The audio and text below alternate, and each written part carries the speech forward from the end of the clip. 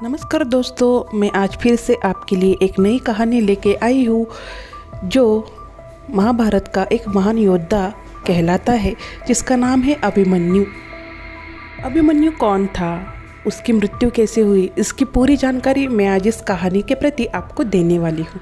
आशा है आपको ये कहानी ज़रूर पसंद आएगी। तो शुरू करते हैं कहानी को। महाभारत की कहानी में आपने कई वीर योद्धाओं के बारे में पढ़ा सुना होगा। आज हम महाभारत के एक ऐसे महान योद्धा के बारे में बताने जा रहे हैं जिसने महज 16 साल की उम्र में अपने पराक्रम से कौरवों की सेना के छक्के छुड़ा दिए थे। इस योद्धा का नाम है अभिमन्यु, एक ऐसा शख्स जिसके जन्म से पहले ही तय था कि वह कब मरेगा। उसका वध करने के लिए कौरवों ने युद्ध के नियम भी ताक पर लगा दिए थे। यहाँ पढ़िए महाभारत के महान योद्धा की कहानी। आखिर कौन था अभिमन्यु? 5 पांडवों में एक अर्जुन और उनकी पत्नी सुभद्रा का बेटा था अभिमन्यु। सुभद्रा श्री कृष्ण की बहन थी, यानी कि अभिमन्यु श्री कृष्ण का भांजा था। अभिमन्यु को चंद्रदेव का अवतार माना जाता था। इसका कारण यह है कि एक बार स्वर्गलोक में सभी देवों को अपने पुत्र धरती पर भेजने थे। चंद्रदेव से भी उनका पुत्र धरती पर भेजने के लिए कहा गया। चंद्रदेव ने कहा कि वे अपने पुत्र से ज़्यादा लंबे समय तक दूर नहीं रह सकते, इसलिए सिर्फ 16 साल के लिए अपना पुत्र धरती पर भेजेंगे, फिर उसे वापस अपने पास बुला लेंगे। चंद्रदेव का यही पुत्र धरती पर अभिमन्यु के रूप में आया, यानी कि अभिमन्यु के जन्म से पहले ही तय था कि उनकी आयु महज 16 साल ही रहेगी। वैसे कहानी में ये भी है कि पिछले जन्म में कृष्ण का दुश्मन अभिमन्यु कहलाता है।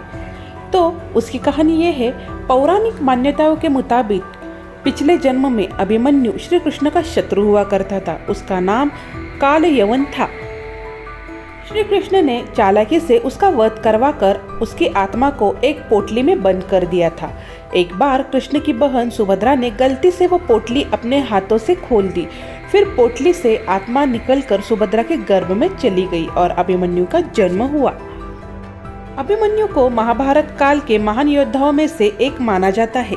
कहा जाता है कि उसने जितना पराक्रमी महाभारत काल में कोई और नहीं हुआ।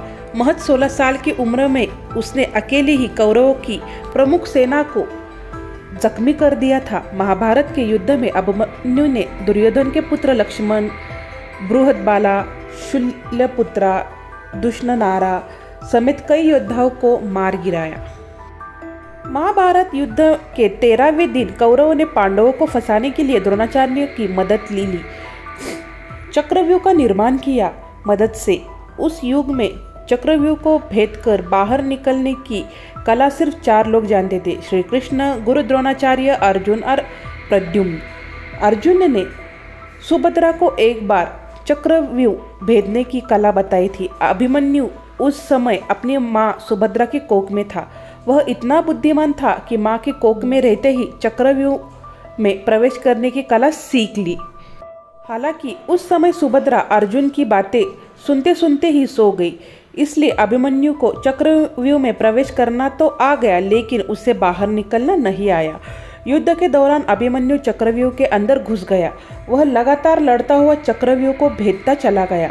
अभिमन्यु ने चक्रव्यूह के 6 चरण पार कर लिए। अब बस 7वें और आखिरी चरण को भेदना था। इसी दौरान उसने दुर्योधन के पुत्र लक्ष्मण का वध कर लिया।